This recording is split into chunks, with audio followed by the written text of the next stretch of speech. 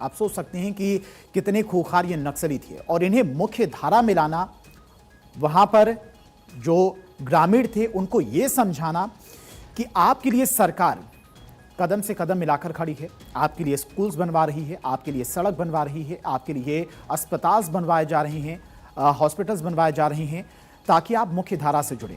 और साथ ही साथ रही बात हक की, तो पहले क्या था, जो नक्सल प्रभावित इलाके थे वहां के ग्रामीणों को ये समझ ही नहीं थी कि अपने हक की लड़ाई कैसे लड़ना है, कैसे सरकार से अपना हक लेना है।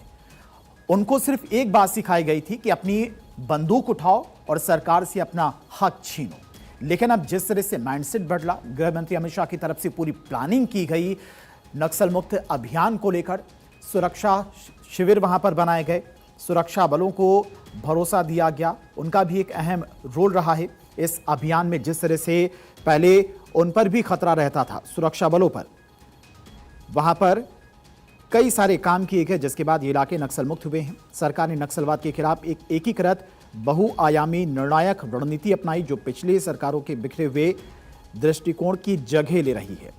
और इसका एक उदाहरण ये भी है कि रेड कॉरिडोर में सड़क निर्माण का, कई इलाके ऐसे थे जहां पर सड़कें तक नहीं थी, यानी कि सुरक्षा बल वहां पर जा ही नहीं सकते थे, लोग वहां पर जा ही नहीं सकते थे। बिहार हो, छत्तीसगढ़ हो, झारखंड, उड़ीसा, महाराष्ट्र और आंध्र प्रदेश के कुछ हिस्सों से होते हुए पशुपति से तिरुपति तक ये रेड कॉरिडोर फैला हुआ है, जहां पर सड़कों का निर्माण किया गया। इसके अलावा 6 सालों में करीब 361 सुरक्षा शिविर बनाए गए, जिसके बाद काफी ज्यादा बदलाव भी देखने को मिला। प्रभावित क्षेत्रों में करीब 15,000 किलोमीटर से अधिक सड़कों का निर्माण किया गया, जिनमें से 12,250 किलोमीटर सड़कें अकेले पिछले 10 वर्षों में बनी है। सोचिए, 12,250 किलोमीटर सड़क का निर्माण सिर्फ 10 सालों में।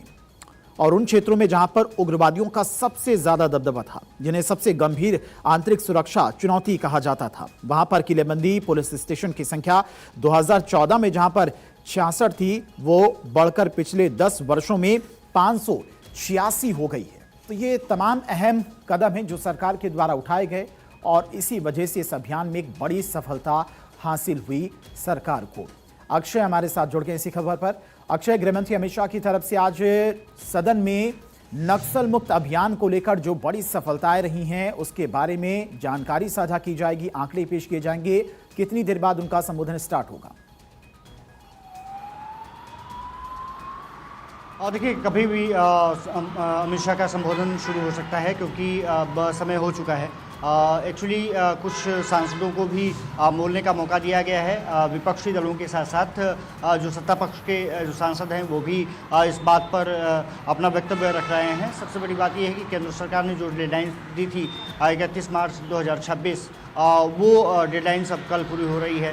उससे पहले जिस तरह से नक्सलवाद के खिलाफ लगातार अभियान चलाए गए, जिस तरह से सुरक्षा बलों ने अपनी भूमिका का निर्वहन किया, जिस तरह से विकास कार्यों को केंद्र सरकार ने बढ़ावा दिया है, ये माना जा रहा है कि एक प्रमुख एजेंडा निश्चित रूप से अब पूरा होने के कगार पर है। और इसीलिए केंद्रीय गृह मंत्री अमित शाह का संबोधन बहुत महत्वपूर्ण होने जा रहा है।